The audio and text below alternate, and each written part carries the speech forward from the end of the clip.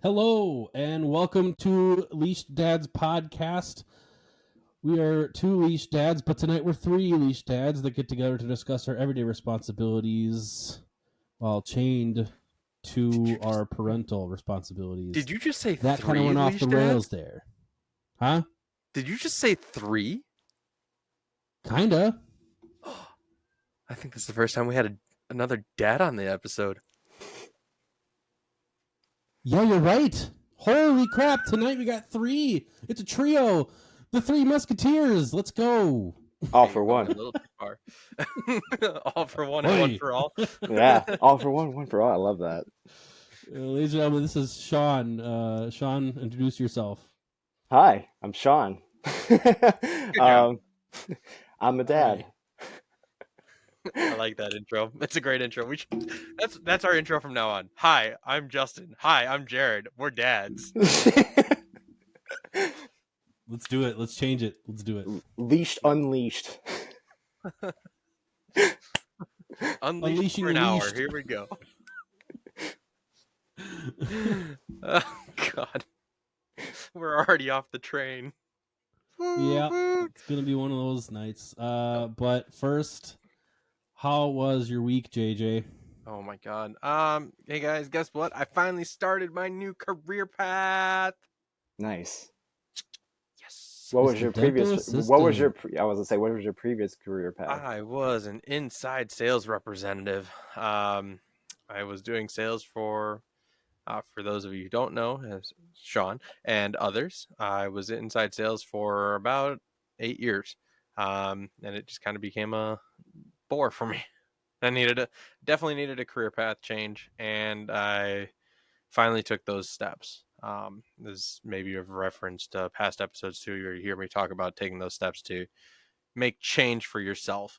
I did take those steps, and I landed the job, but I had to put it on hold for a little bit because of me being a pushover a little bit, and then I would have actually had the possibility of putting it on hold because jury duty, being summoned to go to court.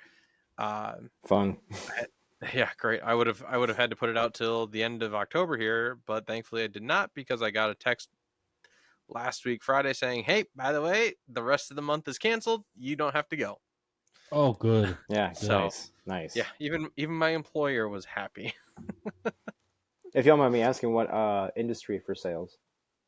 So it was kind of all over the place. It was started off with dental, which is why I actually decided to pursue dental as a dental assistant here, because I Okay. actually did enjoy doing dental sales.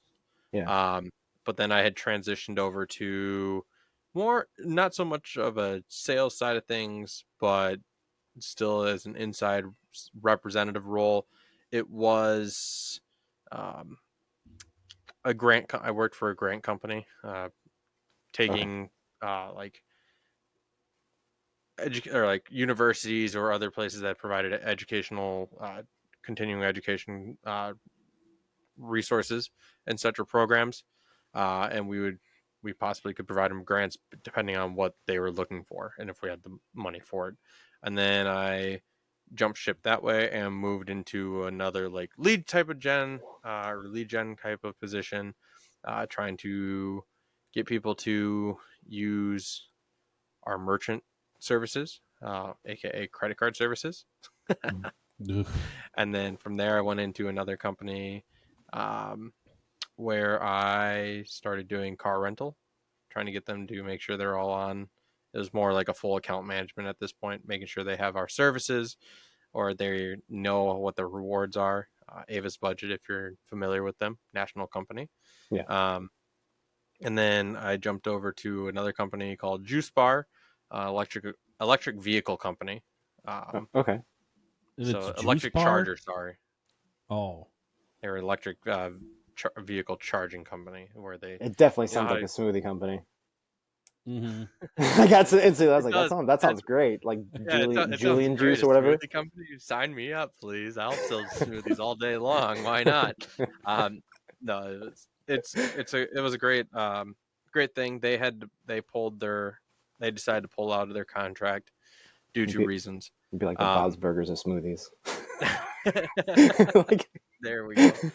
If they ever actually came back or wanted to come back into a place, and if I was still in sales, I'd probably jump on that again, because that was actually fun trying to sell people charging stations for like hotels or wherever they may go.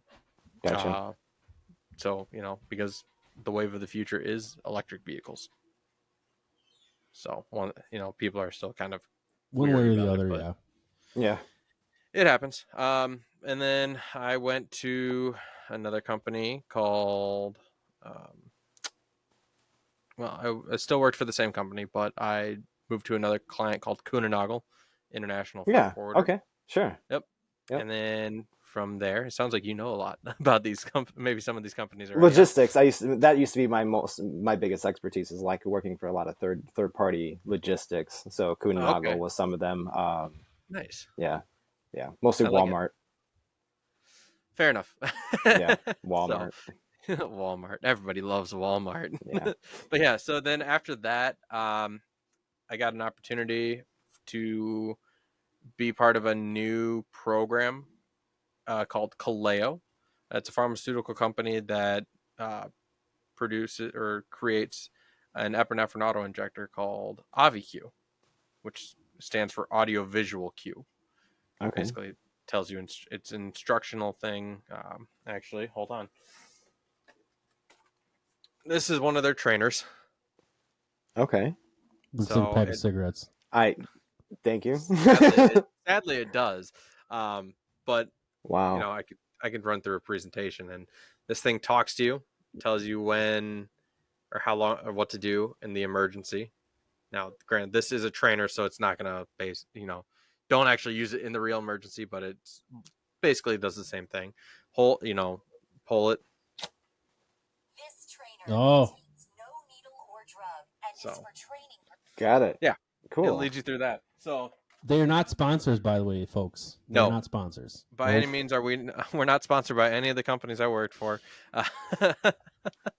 But yeah, so that was the most recent company that I worked for, or client that I worked for within the my company, before I hopped ship yet again to a dental assistant position at Dental Associates. Maybe I can try to get them to sponsor this. I would have to I go up don't the use chain them, but quite a bit, sure. though. I'd have to go up the chain quite a bit before we do that. So, but yeah, that's me. I'm actually happy to do that. I actually also got my honey-do list, or most of it, done.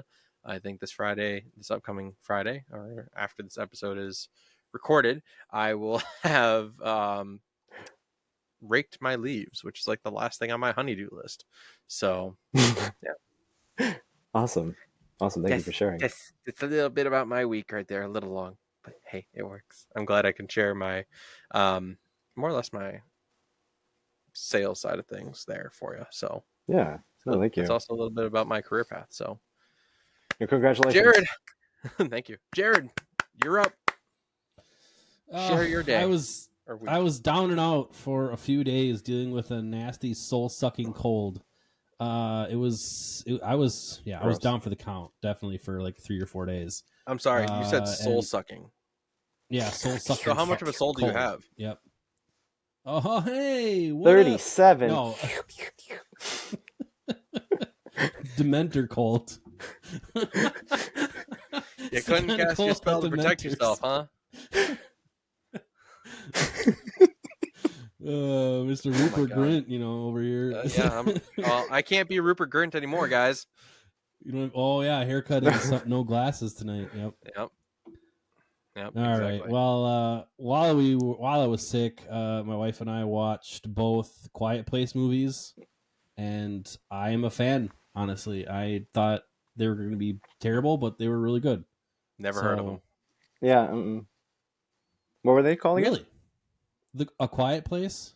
Yeah. He's too loud for this place. No, it's super well done. Apocalyptic movie with Emily Blunt, John Krasinski, and there's like a few other small names, but very like if you have an anxiety, it just brings it out in the movie. So it was crazy, but Yeah, that was You my. said you like I it, just huh? got Okay, better. nice. Yeah, I just got better today. So He just going got to better work so he tomorrow. could do this episode. Tomorrow he's going to be worse Yeah. again. My white blood cells just said, "We got a podcast to create." Just dip. Best episode ever.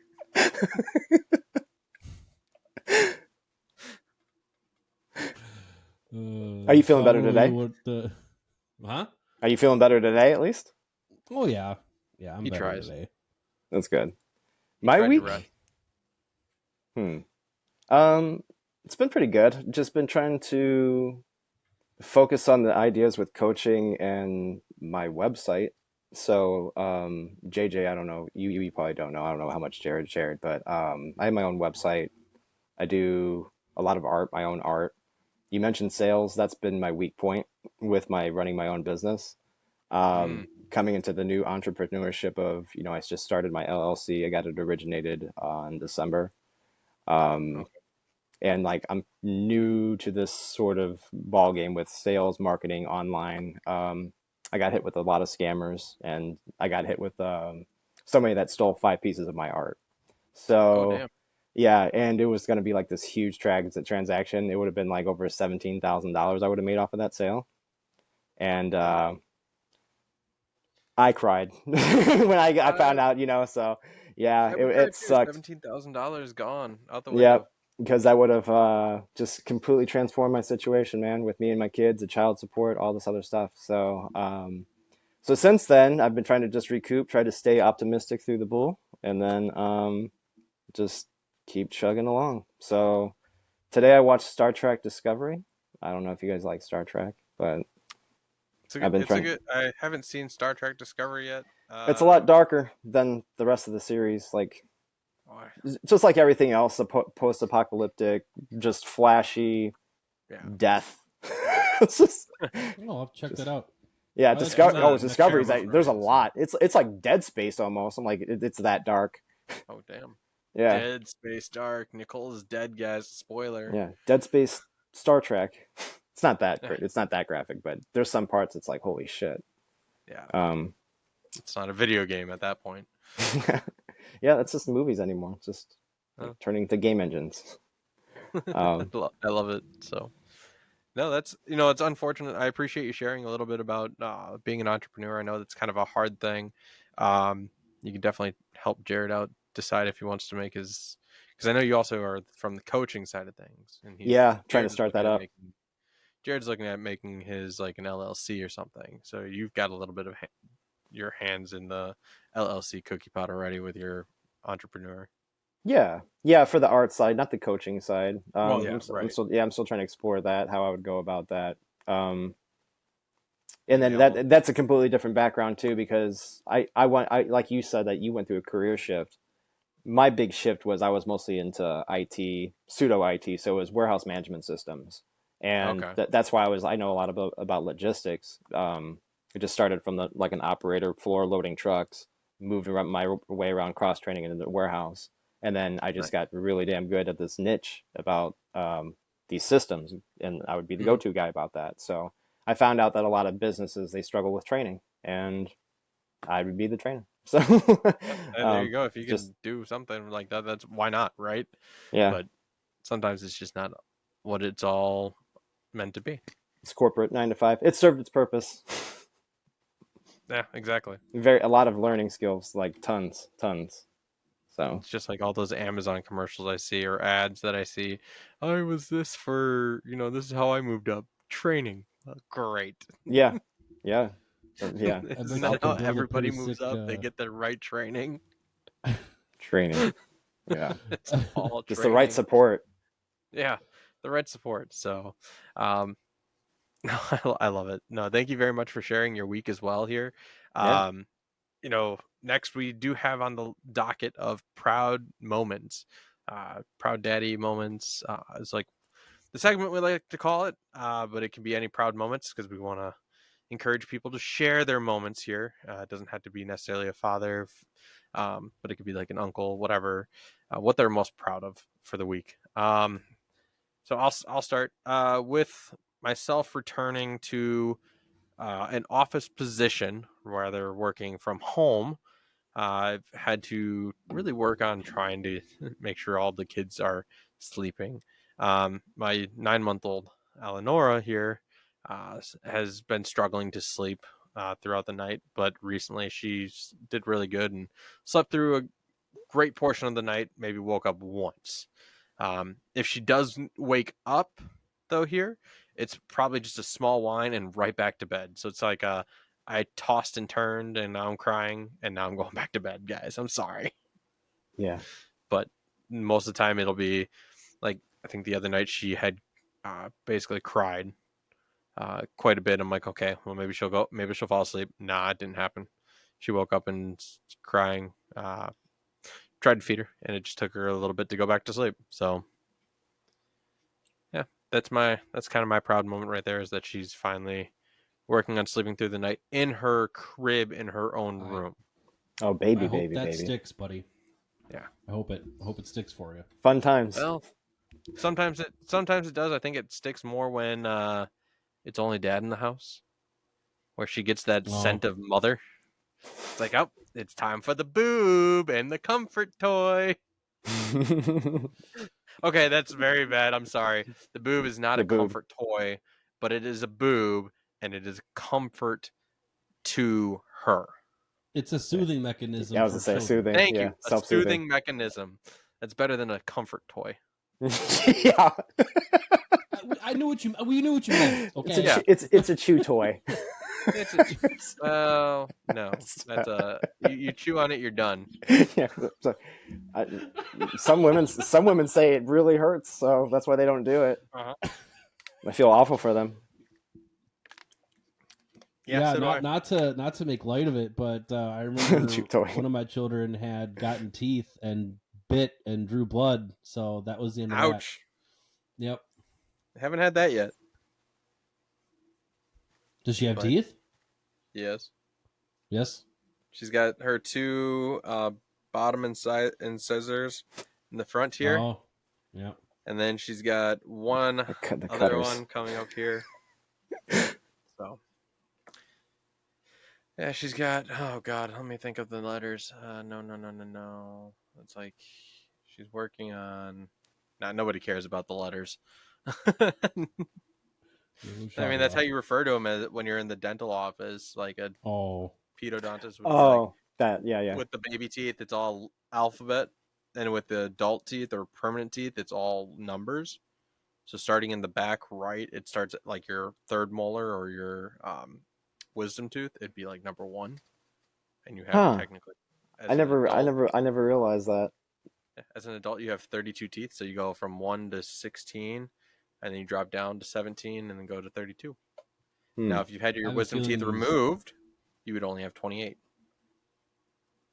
These dental anecdotes are going to just ramp up from now on.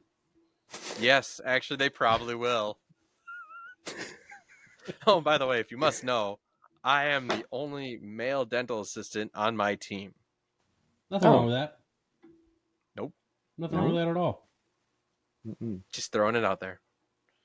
But you can also see where where the demographic or the want of being an assistant is at, right?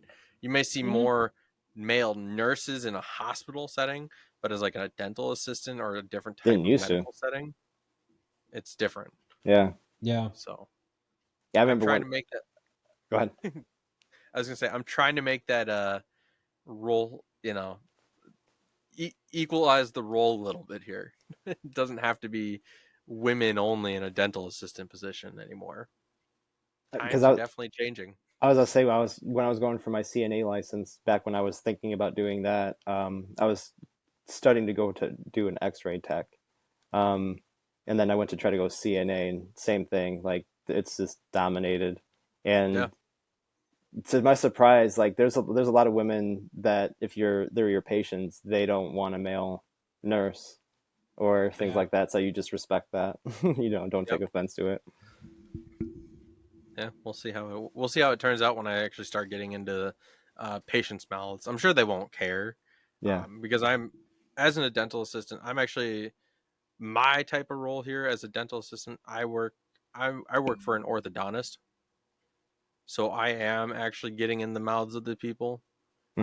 Whereas like a typical dental assistant would be sitting chairside with the doctor, handing him like scalpels or the tools when he's doing like the restorative work, or when they're doing the restorative work. I can't say he, because there are also females out there as well that are dentists. So shame on me. But as a dental assistant, they would have, in a general practice, or um, other specialties such as endodontics, or when they're doing root canals, prosthodontic offices, for example, they probably have that assistant that sits right behind them or right next to them and hands them the tools or the items they need to continue that process. Versus myself, as an orthodontic dental assistant, I will be removing the brackets or removing the little chains that go on the braces Oh, that okay. provide you the color. So yes, don't worry, you guys will have more stories later on too, when when I'm actually finally in, my hands are deep in a mouth. But so I mean, that's even another proud moment right there, is the fact that I can finally share different stories. Hi, Um, child. there's a child behind me. There is a child. Hi, child. It's not the child I was expecting. Hello, child. Oh, all right, Jared. While I take care of this child here, yeah, you and Sean can tell us more about your proud moments. Sure. So kids are starting to appreciate a clean room.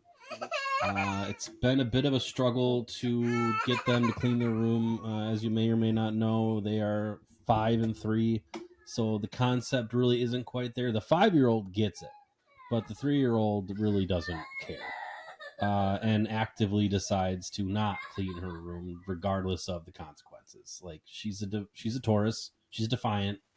So whatever, you can't force, like, and we tell the elder daughter, my eldest daughter, you can't force somebody to do something. If she doesn't want to do it, she has to just live with the consequences and be done.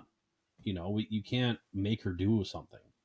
So, but over the past weekend, there was a bit of a snafu. I had threatened to take the toys away just for like a day or two, because they like flat out refused to put the toys away, and they were fighting and screaming. But apparently that wasn't a good idea, because they were wildly upset.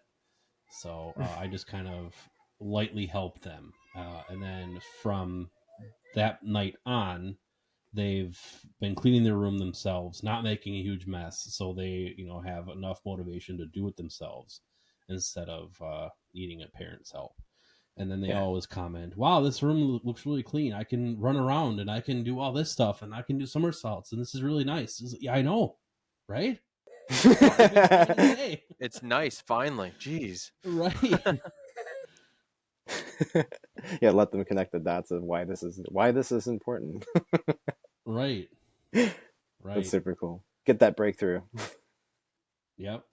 So, Sean, you got any proud moments? Proud moments. So for the week, you said, right? It can be week, month, whatever. Proud moments. Yeah, I'll just keep it to the week. I'm kind of like Snoop Dogg with it. I'm like, I like to thank me for being me lately anymore, because like there's so much. I mean, you guys probably already know. There's so much shame going on, and like you shouldn't be proud of who you are. You shouldn't be proud, Right. all this other stuff. And so it's one, an act of rebellion a little bit, to go against the grain and say, oh my God, I'm going to love myself a little bit today. I'm going to give myself permission, right? So, like I've been busting my ass off on, excuse me, my language. But I've been busting my butt off on um, doing like a lot of self work, as you already know. And so it's just one of those days where I just had like a calling just yesterday to, you know what, you've been putting so much focus and fixation onto yourself. Just have fun, let go a little bit. So I spent yesterday just chilling, playing some video games that I haven't played in a while. So I played some GTA, Yeah, you're gone. Goodbye. So, so it was good. It was a good time. So I'm proud of my ability to just take take a step back a little bit, not have to be so work. Yeah. What? Give her her bottle. Yeah, I can definitely relate to that. You need time for yourself to do what you need to do to just chill. Chill. To Yeah. let the mind just stop and just chill. It does wonders. You just show up as a better person overall. Like, Yep. like for me, if I don't get that space, I'm an asshole. And I don't want to be that to everywhere I go. I don't want to be that to my kids. I don't want to, show up in that sort of capacity and just let them say, "Hey, this is okay to be this way all the time." Um, Mm-hmm. yeah. It's rough. I mean, I know the feeling. I feel sometimes like I am an asshole to my kids. Being trapped inside all day was just kind of a bear. It's the pressure. It's pressure, but also it's like, how often do I feel like I'm escaping? As you mentioned before, Oh, being able to yeah. escape, getting time to yourself, like being able to play those video games. When you're at home 24/7, basically, even though your kids are at school or whatever, you're still stuck. I'm still stuck at home, and I never got a chance to get out. So, or be able to get like some sort of escape from the house, which became my reality at that point. Yeah. Yeah. So when I do get a chance to get out, like go take my son or one of my children to their like practice or whatever. So my eldest is in wrestling. Same. And then my 6-year-old we put into tumbling or gymnastics a little bit. Because he's been, I don't know, doing just random stuff, like trying to do cartwheels and whatnot. So we're like, yeah, this might just be good for you as well. But that's one of those things. It's like an escape for me at that point, which isn't bad. But Yeah. You don't it's Twitch anymore? what? You don't do Twitch anymore? I haven't had the chance. No. I haven't had the chance with such little children. Hi, Yeah, babies. true. Yeah, you really did stop after Eleanor was born. Oh, kind of What a hard when cutie. Oh I my got to take care of gosh. everything too. Yes, everybody, we got another guest on the show tonight. A returning guest, the baby Eleonora. She's so adorable. Thank you. Only 9 months, so Wow. she'll be 10 months here in 2 Just days. Actually, now just that I the think about it. eyes.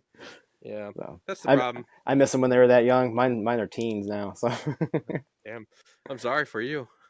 no, it's cool. It's cool. Yeah. So speaking of which, you know, talking children here, this might be a little darker or deeper of an emotional type episode here. As I think Jared mentioned briefly, talking, I don't even know anymore. But with you being on the show here tonight, Sean, we wanted to talk about kind of dads being, in the picture or not being in the picture. Hmm. Because Jared did kind of give me a rundown there. Yeah. So, yeah, Jared, take it away. It's all you, man. Yeah, so really, I wanted to focus our topic tonight on remote fathers, but not by choice.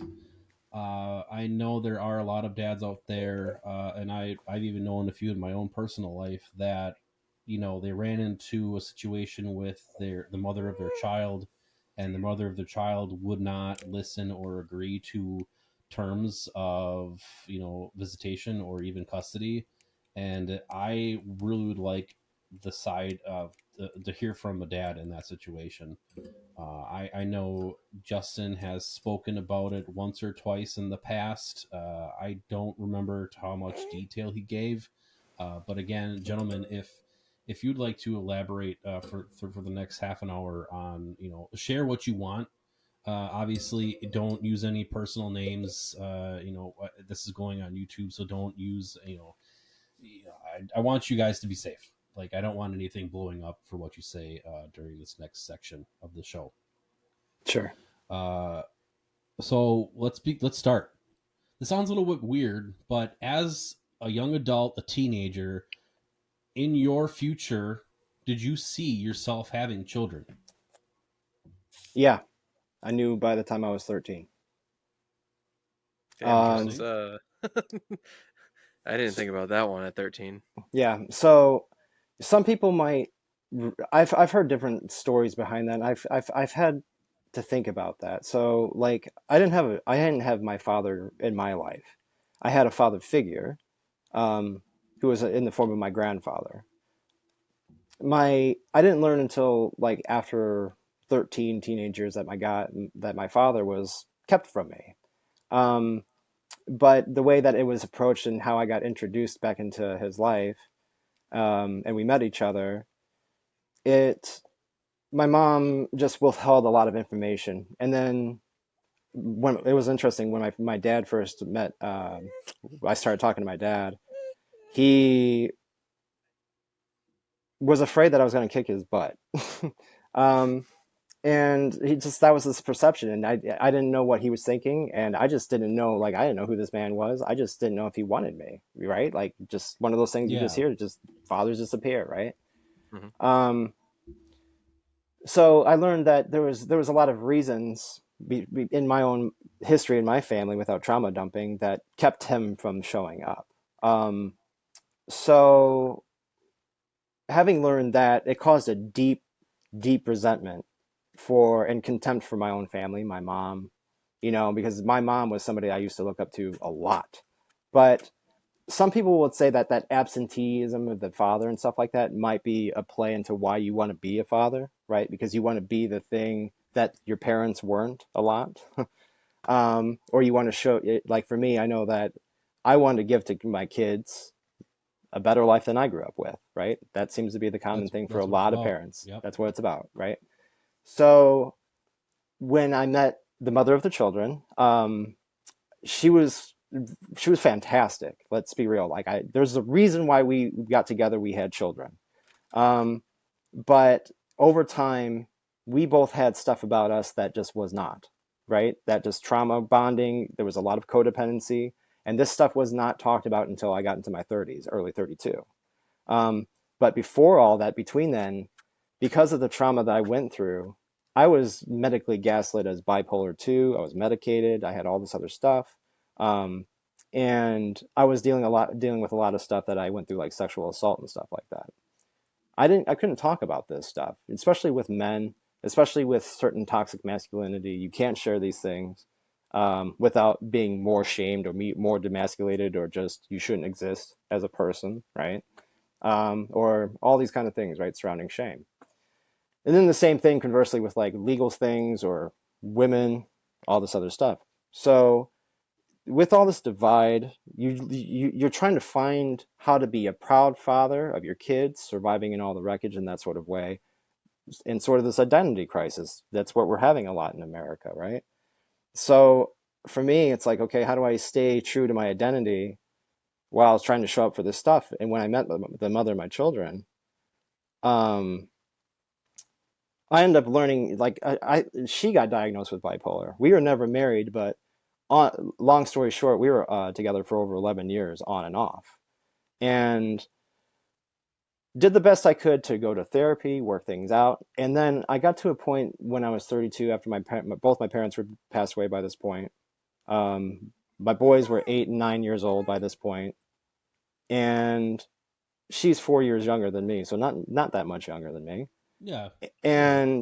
And she had lost her mom too, so she was stuck in a lot of grief and Wow. depression too. Yeah, so this was all happening like Wow. simultaneously. Yeah, so her mom passed away around early 40s, through lung cancer, and Oh, my dad passed away from pulmonary fibrosis. He died on the operation, in the middle of the operation. I'm um, sorry. and so we were all there, and then my mom passed away a couple years after that from her cancer and things like that. So Oh, I'm sorry, Sean. That sucks. yeah, no, it's okay, man. It's okay, because it makes you who you are. You grow from it. At first, it Yep. sucked because there was the Oh, dark agreed. night of the soul, right? And I just, because of that codependency and that previous trauma and stuff, a lot of people in that position get to the point where they're so conditioned where they feel like that they don't deserve better. Like what you get and where you're at in life, that's all you're gonna get. That's what you should stick with. That's what you know. That's the comfort zone, right? Um, so I had kept running into this, bashing into the wall with this person. Anytime I tried to work it out, it seemed like things would go great, things would pull back, things would go great, things would pull back. And then when I went to therapy, dealing with the grief of what I lost, I found out I got diagnosed with PTSD, CPTSD. That's the first time they talked about trauma, right? So I didn't know about any of this crap. Um, then, as we started peeling that onion, they started talking about narcissistic abuse, which explained everything that I went through in my life and explained everything that I was going through in my relationship with the mother. Um, and it was, for lack of a better word, horrifying to me. It was Yeah. immediately when I found out that this person was basically in for the long con, that I had no idea that this was the person that I was with anymore. Like, it just, that mask immediately fell off, and I was like, okay, how do I get that out, right? And so for me, there's a lot of people that didn't believe me when I kept trying to tell people, hey, this person is doing all this stuff behind my back. And of course, there was a lot of stuff in me to co-create in that space that I wasn't dealing with. Yeah. So because of the PTSD, again, I've talked to more people after I've found all this out, that it's very common, even if people will come back from war with PTSD, that sometimes they get married, they'll wake up in the middle of the night and all of a sudden they're beating the hell out of their wife. But it's a PTSD episode. Yeah, It's I've not heard something that. that they're doing. It's not something that Yeah. they mean to do. It's just this ingrained compulsion, right? And I found out that was what was happening with me. Like, I kept getting these rage moments where something would happen, and it could be something insignificant with the kids, and I would just 0 to 60 freak out. And I had a hard time reeling that anger in for a long, long time. In like my early years between my 22 to 26 was the bigger issues where they went really bad through this shit, right? So the kids, Yeah. unfortunately, they're the victims through all of this. That's all there is to it. And that, I knew in me that there was an inner thing with me in my insight and my remorse that I was like, I got to do something. Otherwise I don't want to live, because like, I don't want the kids to be going through this like the same thing that I went through, right? And I was bringing that. So I worked with therapy, worked with all this stuff, and they helped me build a safety plan, form better boundaries, work through certain levels of trauma, but they can only go so far because it's talk therapy. Um, Yeah. so like, I had to explore different things like yoga, and that's where I started finding true healing, honestly, was actually sitting with my body, learning how to discharge certain emotions, sitting in spaces talking about it with like all kinds of different people, women, all, it didn't matter, Hmm. and Like safe spaces, essentially. safe Yeah. space. Yeah, so that's the key. Like, I started exposing myself in that sort of exposure therapy to more safe spaces, and trying to work through that anxiety or that ingrained fear response wherever I went, because I can be just chilling in my room, nobody's saying anything to me, but my mind and my body is just programmed like, I'm constantly afraid in my own room. Why is this, right? And I suffered for like 3 straight months where I couldn't operate, and I had to take off of work because of it. Um, Wow. so yeah, it was nasty. Like, I could not. It was like, it was crazy too, because like, I felt like I was on top of the world with like taking care of like problems, taking care of my mom, taking care, like, when everything was happening, I was like boom, boom, boom, boom. Yep. 32 happened, something snapped in me. It was like boom, you need to slow down, you need to settle down, you need to listen to life right now.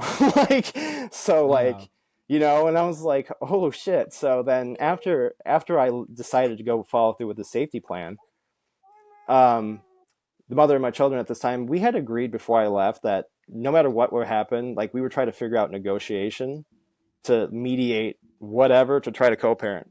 That was a big lie. Like, as soon as I left, it just got worse. She filed for child support. She just nailed all the stuff. And I don't Wow. I don't mind paying child support. That's not an issue. But Right. the kind of time that I've tried to work with her so much about certain issues to co-parent, to say, hey, I got this. I'm willing to take care of this. Can you help me with this? She'd just be so resistant with helping. It'd be completely one-sided. Then it'd be like these times where I try to schedule time with my kids, and I try to show up, and she just purposely like drive them 2 hours away, so I have to go 2 hours to go get them just because she's being petty, right? Oh, Or come just on. or just take away my weekend without telling me. She'd be like, "Hey, is this?" She would go like early in the week, tell me that it's my weekend, and then I'd go to the end of the weekend being super stoked out because I'm ready to see my kids, right? And then all of a sudden the weekend shows up. Oh, by the way, something came up and I'm taking them to so and so's house. And I'm like, can't you just plan that on the weekend that's yours, right? Can't you just do that? No, has to be on my weekend with them. Oh, okay. And then she goes around and tells everybody that, oh, he's a deadbeat dad. He's abandoning his kids. He's neglecting me. Blah blah blah. And now to this day, the kids are so tired of it. They've been dealing with it for I left her about 6 years ago. I try to work with the schools to say this is what's happening with at the house. My youngest son had an incident with school where he had some sort of panic where he was telling kids to die, and I had to work with the school because he got served a detention, right? And I'm like, yeah, let's do something about this because I don't want him to do this with other kids. I care about other kids, right? Yeah. And they recommended me to put him into therapy. Well, I don't have custody. I'm not in the same county as them. And when he was in therapy, when I was taking him, they kicked him out of the program because he lives in a new county. So they told him that he has to go to a different county. So then guess who's in charge of that, though? She is. She has all the insurance, and she's been known this. But when I told the school this, they tell me, stop making disparaging comments about their mother. Stop doing this stuff. I'm like, guys, you guys are mandated reporters. Right. This is supposed to be something that you're documenting. Like my youngest son, he was an IEP program, and they end up taking him out of IEP. And I'm like, guys, you just told me that he needed therapy. I can't get him therapy. She's not willing to take him. I'm trying to do what you guys said. Why don't you do your effing job? When I told the principal to do his effing job, you know what he did? He threatened me with a lawyer, the superintendent, and the police department. Oh, Jesus. I reported that to the state of Illinois. Nothing happened. I've been going to talk therapy to talk about this stuff to different social workers and stuff. They're basically like, you got to get a lawyer. I don't have $2,500 for a lawyer retainer, like Hell just, no, of course not. like, so like you basically just legally kidnapped my kids from me. You guys told me that you didn't want me. Like, I remember this too. Like one time, like she was like on some really nasty, like mental health stuff. I had to get the kids removed briefly, took them with me. She calls the police because I don't have custody. They told me that they have to take the kids away from me because that would be kidnapping. I was like, I signed paternity. They said that doesn't matter. Something seems weird with that. So that's like the state of Illinois, though, right? That's Illinois. That was Illinois. Yeah. That's happened to me. And again, a lot of people that I talk to, or like people that are like friends from classmates and stuff from years and stuff, I try to post this for years. And then they act like they're your friends, but then they don't do anything, right? And then it just leaves you stuck in the shit. And then now that I've said that I'm like in this grief where I'm like not as close to my kids. Like I talked to them. The last time I talked to my youngest son was last year for his round. Well, no, excuse me. That's not true. Like the last time I had like a really good time seeing him was my oldest son's birthday, which was in early March. That's the last time I saw the both of them. And since then they haven't, like, the youngest said that he didn't want to talk to me because I tried to reach out to him for his birthday in May for Cinco de Mayo.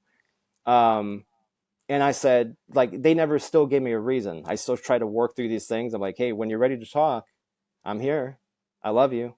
I'm proud for you. Just let me know, I still say those things every now and then. I'll still leave my oldest son like a message on PS4 just to say, hey, I'm thinking about you when you're ready, right? Good. Just to make some contact to say, hey, when you're ready to feel like that you want to give a damn about me, come on, right? But you want to know the truth. Yeah, exactly. That's what I said too. When you're ready for the truth, right? But until then, because of all that trauma and that abuse and the domestic violence that went between us, I'm so big on boundaries now that they're teens, right? And I'm like, hey, you tell me what you want. Oh, you don't want to talk to dad? You Right. got it, buddy. You got it, buddy. You tell me Yep. what you need, you got it, right? I don't force it anymore. I don't try to do the helicopter parent thing like I used to do. I don't try to do that shit. Because I knew that was just pushing them further away. Um, and so now they are, to this day, I don't know exactly how they're doing. I don't. I just know that every day I write and I dedicate to praying to God that they're okay and that there's angels watching over them when I'm not able to be there present, right? So, I just know that they have great friendships right now, which is I'm really grateful for. You mentioned that I think one of your eldest was in wrestling, right, JJ? Hmm. So that's that same thing with my oldest. He's in wrestling. My youngest was on track. Um, but yeah, they're dedicated. So it's cool that they found something in a group of friends and support. That's what I was worried about because the alternative when I left was that I take them with me and we go couch surfing.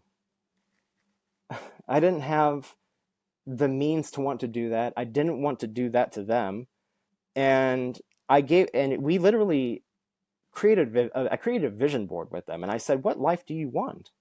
What do you want? What do you want?" So I put it all out there, all the different options of you can come couch surfing with me. We could try to ask one of the family members to see if they'll take us in. I'll disappear out of the state. Like, just putting it out there, like, which ones you want to buy into, guys. What my oldest and my youngest agreed to was they said they want to stay with mom because they're tired of moving around and they just want to have the friends. Yeah. So that's it. So I gave that to them, man. I was like, that's what you want? You got it. I'm a deadbeat. I abandoned the kids. I neglected them. That's the story that's going around. So, It's a you very know, easy story to throw around, though, too. yeah, and so Yeah. there Genuinely. it's not to say that there isn't some levels of self-neglect or self-abandonment that happens when you're going through this bull, right? But to sit there and weaponize my love for my children, knowing that I have loved and wanted children since I was 13. Come on, like you're gaslighting the wrong dude. Like, it's Yeah. one thing that if I was a true piece of crap and I didn't want nothing to do with my kids, and now this is one of those guys, right? We've all hear about them. But what about the people that do want to show up, that actually love kids, right? And that's what Yes. gets me. That's what gets me is that this state or a bunch of different states are literally weaponizing families against each other. And it's that's how they're getting their money, I think. That's it. That's the way that I can see it because it just seems like, one of my other buddies is going through the same crap. If it I'll be real with you, and this is not always a stereotype. This isn't going to be true for all cases, right? But I'm sorry, but women definitely dominate the legal system. That's why a lot of men are incarcerated or getting the high suicide rates. You know, Hello, Wisconsin. like my buddy, if he did what his the mother of his kids were doing, he would have been put in jail within a month. But when it's this woman and it's a trial and judges full of women, it seems that there's continuance after continuance after continuance after continuance after continuance. And it just keeps going, just keeps going, just keeps going. But we're sitting here saying swift justice. What about all the taxpayer money? What about the kid that has to go through the legal system and stuff and has a guardian ad litem that they could have had it resolved in a month, but now it's a year, right? Like, why Hmm. drag this shit out? So like that's what kills me, man. Like, more than anything about that kills me more than my separation with the kids. Honestly, like, now I've gotten to the space where I'm Not a okay. fair Like, justice system. it's just not a fair justice system. That's it. It's not Yeah. just males, obviously. It's parents. This is parents, kids, mainly kids. So, Yep. I'm very convinced that a lot of the welfare system is very much involved in child trafficking, in some sort of levels and degrees in varying ways. Obviously, you can't prove it, but it's just, I don't know, man. Like, there's just a lot of things about that, and all I know is I'm trying, like, because of all this has served a huge mission for me to want to dedicate a career change out of IT to as a mission to serve in sort of ways, however I can in this way, to like say, hey, there's people out there that go through this. It's not just women; men go through it too, right? So there's that illusion that I want to dispel, or Yeah. the fact that, oh, it can't happen to you. Think again. I thought the same thing, you know. Or hey, it's the stuff that you see on TV that looks super entertaining until all of a sudden now it's one of your friends, right? And then all of a sudden that they could have talked to you about that, but because of their shit they're going through, they felt like that they couldn't, and they were maybe your next door neighbor, like it's just the stuff that we harbor that we can't really reveal. We're not supposed to, and then when we do, we're criminalized for it, and that sucks, man. Like like that vulnerability like that is getting criminalized, you know. Right. So Yeah, that's crazy. I mean, another reason we really wanted to bring you on is because JJ has a very similar story with a few minor differences, but Justin, yeah, I would almost call them major differences at that point, because mine was more or less my decision. And but you brand kind of me were how you forced into want. that, though, I right? mean, it was, to a degree, I was at my limits. yeah, yeah. So the whole I almost took my situation life. is, That's how much my limit was. Yeah, I didn't reach that limit. I yeah, didn't reach that point. But the idea here is, I went through a guardian ad litem at first. We tried doing mediation. Guardian ad litem had to be assigned, because we just couldn't come to terms, right? yeah, Through the state of Wisconsin, we both had to go through a course for co-parenting. Um, and I mean, the thing is too, she wanted child support, right? yeah, But they needed to know who the father was. So I had to go through a DNA test, went through a DNA test. Then after that, since she wanted money from the government, they had to get money from the father, therefore the child support, blah, blah, blah. Well, I don't have a problem with that, right? Truthfully, at this point, with the whole idea of wanting to know that I wanted to be a father or a parent, hmm I knew that I wanted to. It's just I didn't know when. It was kind of like one of those yeah. high school things, maybe, where it's like, okay, yeah, all my friends are telling me, hey, I'd be a great dad. I don't know where they got the idea. I Am I was doing hearing a the same good thing job? though. Yeah, Am I doing a good job? I mean, hopefully my kids will tell me eventually when they get older and be like, hey, thank you for your service, essentially. But with my I think you're doing eldest, great from what I can see. right? I'm just afraid that I'll be too loud and wake her up. Um, but what I would love to do is really my 10-year-old, my firstborn, because my wife and I, we had, before we met, we actually had one child to ourselves Each. So Oh, okay. we're a blended family in a sense there. Um, she's got the 11-year-old who's in wrestling. I've got my 10-year-old who I don't know how he's doing anymore. And this is a major difference here. Like, you've reached out to your kids, right? Try to.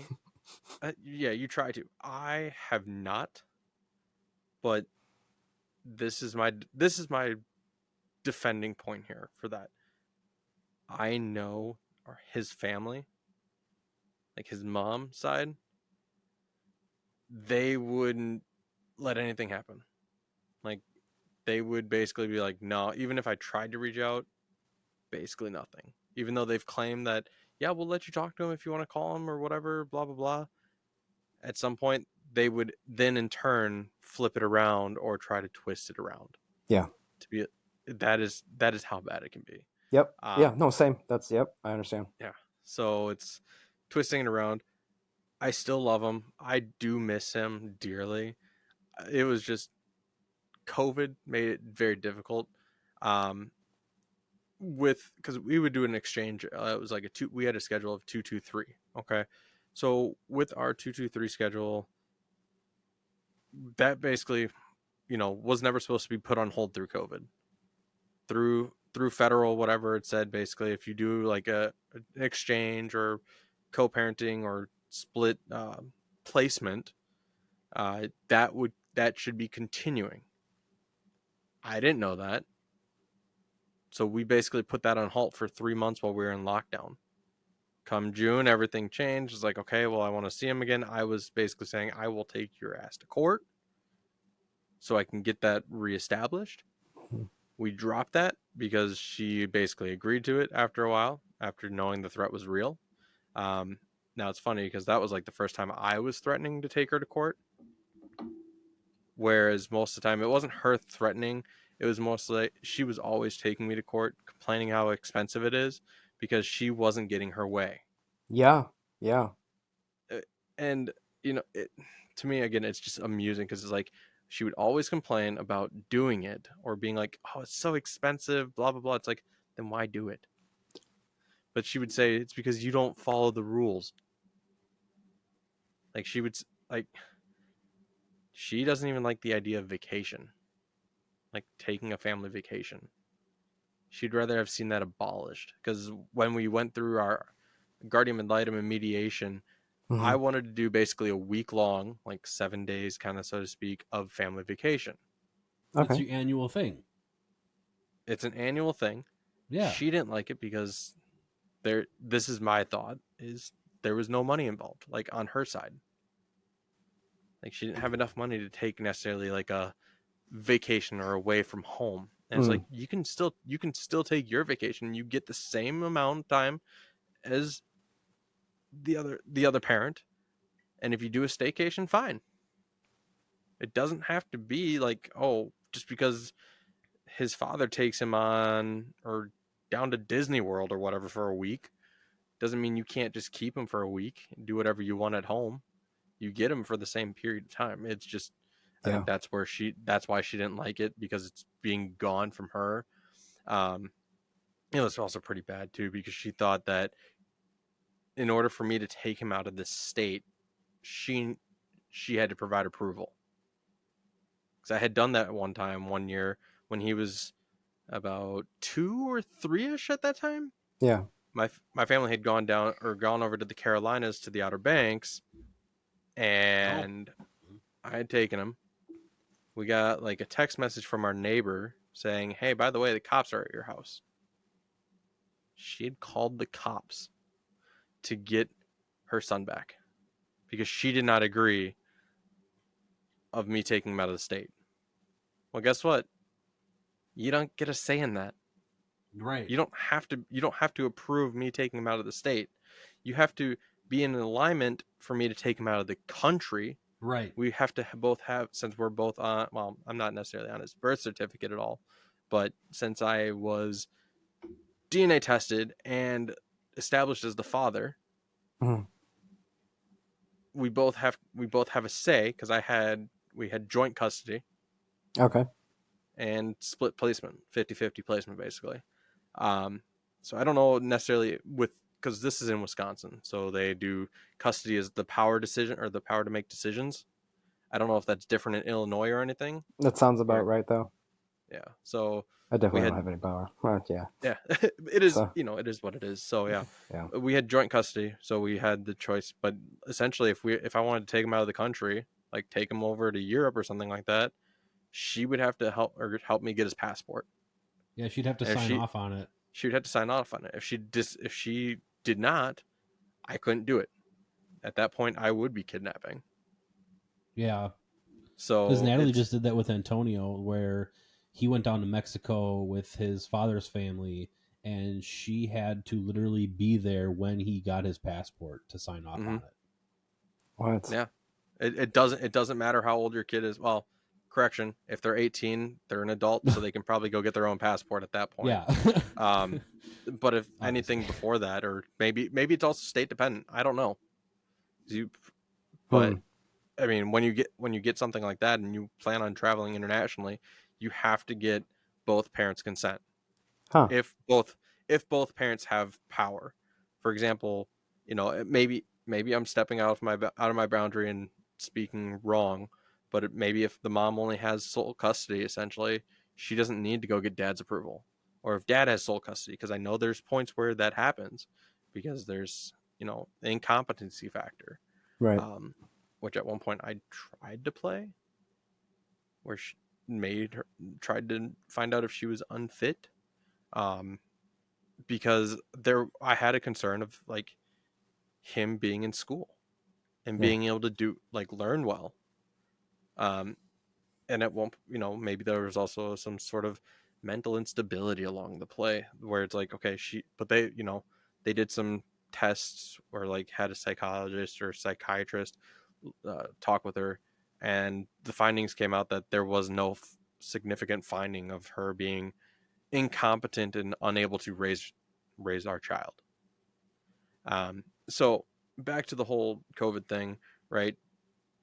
Summer rolls around, COVID's lifted, the restriction or the no stay in their house or whatever, the home stay at home ban has been lifted. Started seeing him again, and at this time, things are going well, blah blah. School starts up again, so still going well. Let's fast forward a few months, October, November here that we're nearing now. She finds bug bites on his leg. Okay. She accuses me and my household that it's coming from our house that he's getting the bug bites and that they're bed bugs. Okay. Mm-hmm. Funny, I have 3 other children in my house at this time, none of which are showing bug bites. Two of them at this time slept in the same room. Yeah. So if there were bed bugs, they could have possibly migrated to the other mattress and done the same thing. And then I had the house inspected, and we all kind of like to sit on the same couch at the time. So it's like, all right, well, there's no They bed would be bugs on the couch couch, too. Yep. and I would have them. My wife would have had them. Yep. My other kids would have had them. Yeah. Nothing. They didn't like the fact that I didn't prove or provide them with a receipt of that I had an inspector come out.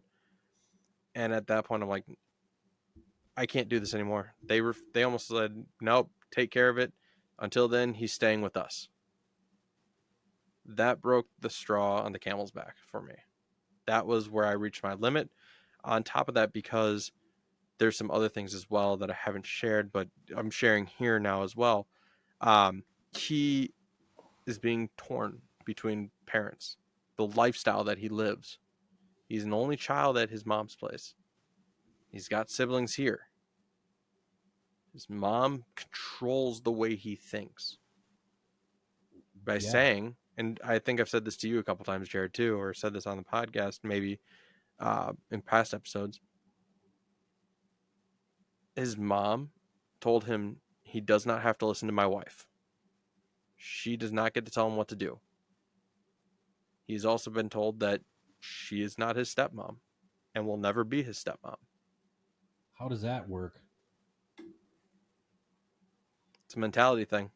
Yeah. It is certainly a mentality thing. So it's like, well, one person says it and then it spreads on and it's a negative thought. Yeah. It's very, so it's like, that's not necessarily how that works, but okay. They basically didn't approve. And another story for that one is the fact that I had brought my wife, who was my girlfriend at the time, to one of our exchanges, and my son's mother was in tears when she saw her in the passenger seat of the car. And they're telling me I had to ask them if it was okay to bring her along. It's like, no, I don't have to do anything like that. We were hanging out, and I'm bringing her because she was with me, and we're in the same vehicle. She didn't have her own vehicle to go to at the time. Yeah. So it's like, I don't have to get your permission to bring my girlfriend to an exchange. Because for the longest time, before when I first was in the picture, there was the requirement from her being concerned about me being a first-time dad and whatever, because I was in college when I found out that I was the father.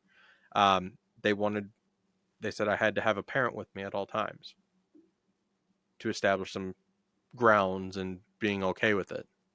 It's like, okay, fine. So I had to have at the exchanges, I had to have one of my parents with me. And then I had to have basically a parent with me at all times, which is a little ridiculous, but at the same time, it's one of those concerns that she had, and then the courts kind of abided by it. So Wisconsin, I mean, don't get me wrong, great state, a little towards the feminine side of things. They do tend to rule in favor of the moms more so of things. So trying to get her to get full custody from her was a pain, as such. But that's all under the rug. If you want to, for those listeners, if you want to call me a deadbeat, like Sean has mentioned that he's been labeled as a deadbeat because of his children's mom, or Yeah. the way she spreads it. Well, it's not even just that. In the state of Illinois, if you owe, I think over what? I don't know if it's still true, but if you owe over $7,000, they put your picture online on a website and say that you're a deadbeat dad. My God. Really? Seriously? Yeah.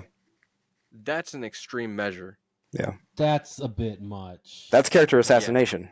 That's character profiling right there. Yeah. Yep. So I don't know $7,000 in support or anything. yeah, But and if you owe more than 3 months in support, they start to threaten you to take away your driver's license. Yeah, because then having how do you want me to driving a work? car Egg- and child support. Thank you. Yeah. And this is all before COVID too, by the way, where now everybody's like, oh, remote work, yay. But then they have all these other businesses. It's like, no remote work. We need them back in the office. This is what I'm saying. They're they know what they're doing. They're killing people. Yeah, So that's pretty bad though. I don't. If yeah, I ever saw that in Wisconsin, yeah. we definitely know that our state governments or even federal government is just got something up their butts. Have to double check Yeah. that. But when this was when I checked last year. That was a thing. So Wow. yeah. Well, I will have to check with the state of Wisconsin and see if they do anything like that because, like you said, character assassination, that's never a good thing either. I'm happy to be because wrong. now it's like, So I would like to be wrong on that actually. Like yeah, so I would let's like hope for you to be are, wrong yeah. too. Not Yeah. gonna lie, but yeah, I know we took up a lot there. So, Jared, do you have any other questions here as we're kind of going over time here? No, I really don't. I guess if I had, what are your hopes for the future? I mean, what can you imagine, both of you? Do you imagine a future with your kids? Justin, I mean, maybe even dropping a line maybe after he's an adult or 15, 16. What are your future plans? Yeah, one of the things is as bad as it sounds that I'm not reaching out now, but it's me understanding my situation. And guys, I want you to understand the situation. It's going to be different for everybody. Mm-hmm. It's not that I don't want to reach out. It's I just know how the response would go because as of right now, I know he doesn't have his own phone. And if he does, well, I don't have his number. So it makes it very difficult to reach out. Yep. Everything would have to go through his mom or his grandma. That's why I ran into as well. Yeah. So his family, like his mom's side of the family, is very tight, where they do everything together. Or they have, if one person doesn't answer, try to reach out to the other person, and it just kind of goes in one ear and goes to another person eventually. Yep. Makes it very difficult to have any kind of private communication at that point. But to me, I would be very open to if he ever wanted to reach out. I would not turn him away because I would love to have him back in my life. I would love him to have him back in his brother's lives. I would love for him to meet his sister that he doesn't know about. Yeah. That would be nice. Yeah. I would, and I mean, I know my other sons would love to have him back in their life as well. Like I've had it in the past where my eldest son or my stepson has bawled because he's missed his brother. He's kept it to himself. But my hope for the future here is when my son gets old enough and is ready to reach out, I know that's putting responsibility on him, but at the same time, that shows me that he's better than myself. Which means at some point, what did I do right? Maybe I didn't do anything. Maybe it's just a spark. It's a little spark of hope that he is ready to talk and learn, like listen to my side of the story, listen to why I did it. Because really, I broke communication. I stopped doing exchanges because I was tired of him being torn apart from two different mindsets. I want that. That to me creates instability. Yeah. Yep. When you're being told one thing from one household and doing something else in another household. Yeah. So that's Sean? my hope, is that eventually when he's older, ready to listen to my side of the story, we can have that conversation, be open, be truthful, even if he resents me for it, as long as he wants to listen. Yeah. I'm not going to force it, because to Sean's point here, forcing it is going to push them away, or it can push them away. Yeah. If it's not what they want. Yeah, I'm on the same boat as that. So that for me, I write, like I said, I write every day. So for me, I try to imagine a future where that's happening. Like it's that sort of a law of abundance or attraction thing that a lot of people are on right now, where you try to attract that frequency as if you're living it now. Sometimes it feels like it feels like gaslighting, honestly, that you're just doing it to yourself. It's like my kids aren't here, right? But at the same time, it's like it's that's partly the fuel that keeps me going a little bit too. To say, you know what, yeah, this, I want that, I've yearned that, I want the universe to recognize that maybe it can make it happen because it's worked so many other miracles in my life. Why not, right? Or I've watched it work through other people's lives that had it worse and they turned around, and that gives me even more hope. Stories of inspiration, that I look towards to when I'm feeling low in the self, or I fall out of that unconsciousness, or that unremembering for maybe a temporary moment, and then all of a sudden it comes back, and I'm like, there it is. I'm now. Thank you for snapping out of my grief, or that's what I was saying earlier. Just giving myself the permission to feel joy through that separation and grief, right? Because that was for me the hardest part, is that you know I went from 11 years to wanting to be by my kid's side every day, because that was the life for me, and then all of a sudden, you're just ripped from that, and then you're trying to work through that, and then now all of a sudden the kids don't want you around, when you know that you were the person to be there almost every single day to raise them, Yeah. and the other person was almost all the time absent, didn't give a crap about them, and then now all of a sudden gets all the credit and stuff like that, and I'm the one that's getting all the punishment for this.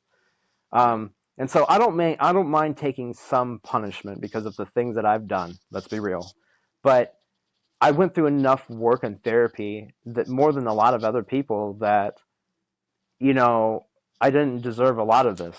I shouldn't have to go through this. The kids don't deserve this. A lot of this is so unnecessary, and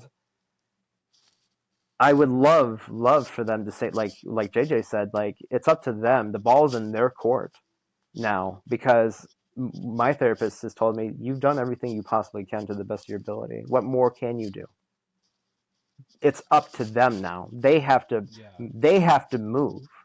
And so I can't force them to move. I don't want to be the guy to manipulate them and add salt to water to get them to drink it, right? I don't want to do that. So Nope.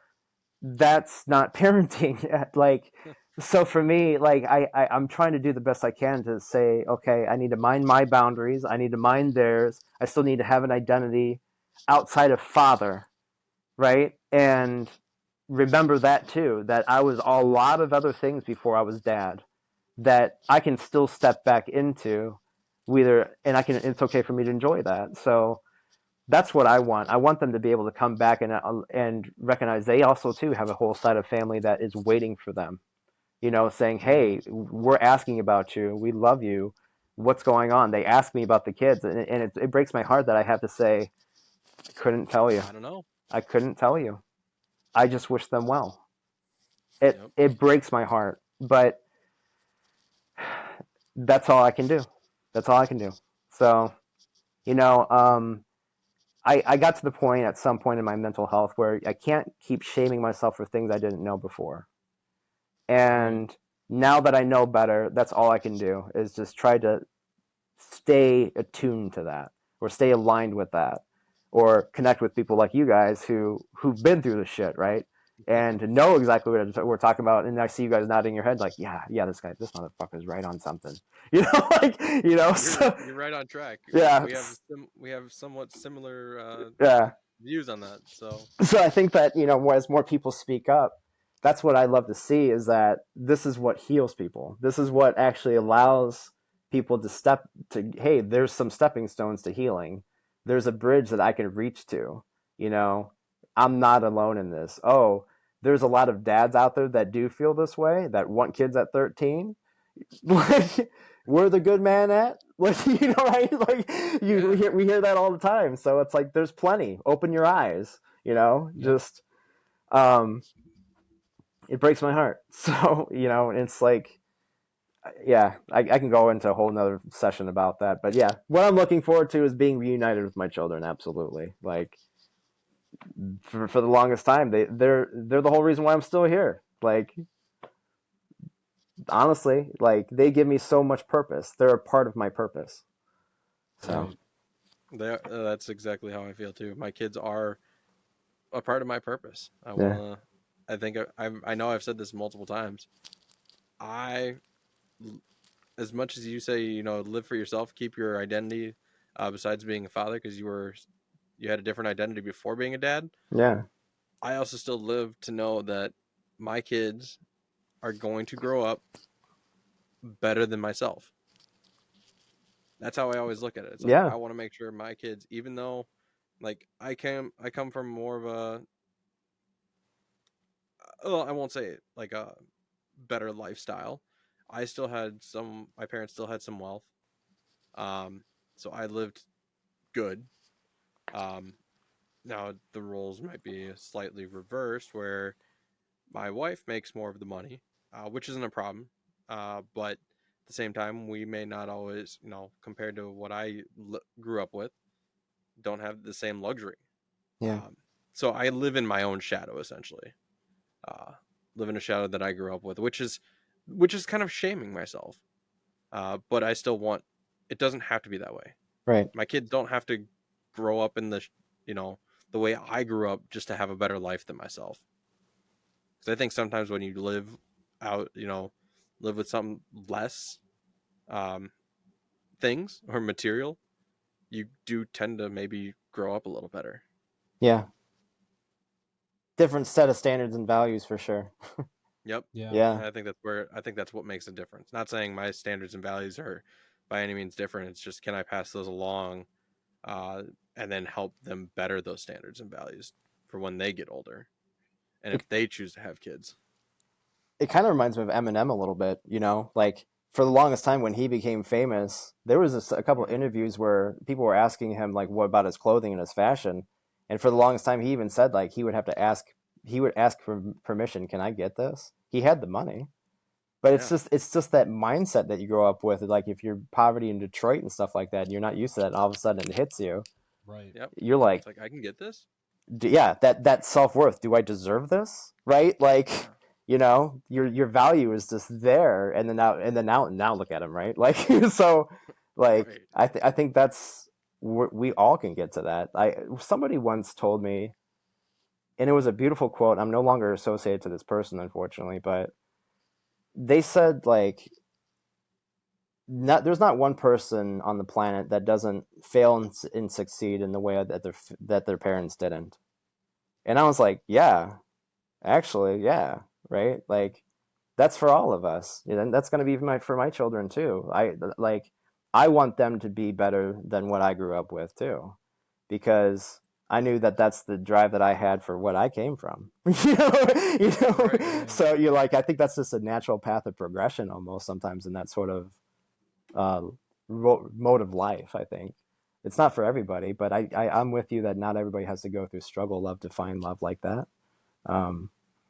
So that's what I try to remind the kids, like, It's okay to be the tough guy. That's where my kids are at now. They're really strong and independent right now. But there's going to be a point where they're going to find out that being strong all the time is really exhausting. Yep. And, No, it's and, very. and women even experience this too, right? And that's why they want a strong man sometimes, so they can feel safe and vulnerable a lot. And I found out anyway. But I know for me, I hope that the kids, as much as that they want to grow up and be strong and wrestling and fighting and looking at weaknesses in people and things like that right now, I hope that by the time that they're 16, 17, a lot of that turns around maybe, because there's some parents out there that already tell me that that's about the time that they turned around to really start asking more questions to seek truth. And so when I hear those side of stories, that's what I'm trying to hope for too. I'm like, that would be great. Only a couple more years, that's I can do this, right? Like, but it's crazy to me too. It also breaks my heart too when I see parents that are like, oh, I can't wait for my kid to get out at 18. I'm like, still your kid after 18. like he's, but it is what it is. Like, for me, it's a hard world out there. I don't mind if like people, when they get older, if they have the problem in their life where life hits them and they need a place to stay. I'm 50s and they're 30s and they just got hit with the shit, right? I'm not going to be the guy that says, oh, sorry, that shit ended when you were 18. Like, I can't do that. Like, I'm not going to stop being your parent just because you turned 18. Yeah. So, I yeah. will forever be your father. Yeah. Yeah, whether you choose to like that or accept it or not. Yeah, that's... Yep. Yeah. I love you. Exactly. So, but That's another thing that thank you breaks so my much for this space. No, I appreciate you coming on, Jared. I know Jared and I both appreciate it. I'd love to have you again because I think there's some other questions we'd love to talk about as well, Okay. and explore. So we will definitely communicate that as well here in the future. But again, guys, this is Leash Dads. You can find us on YouTube, Spotify, Google, Apple Podcast. Hit us up on Facebook, Leash Dads. Or if you want, you can email us as well, leashdads14@gmail.com. We do there will be a question and poll out there as well on Spotify. So if you want to participate in that, I'd be more than happy to get that in there as well. But again, this is Leash Dads Podcast. Thank you very much, guys, and enjoy this emotional episode. Yeah, thank you. Thank you for having me again. Cute babies. Thank you.